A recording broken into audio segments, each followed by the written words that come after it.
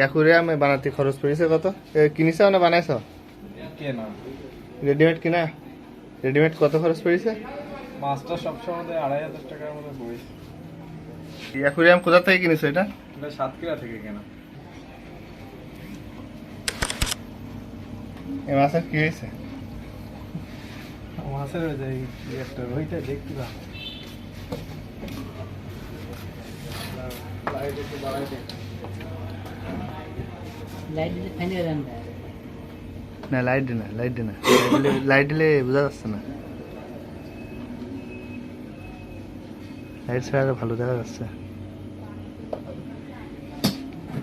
এতে কয় রকম মাছ আছে? মাছ এরকম আছে কয়টা আছে মোট? 20টার উপর, 25টার মতো। এর মধ্যে আর কি কি আছে? এটা কি দেখা যাচ্ছে? এটা কালো মতো। ওটা ফিল্টার, পানি পরিষ্কার করা ফিল্টার।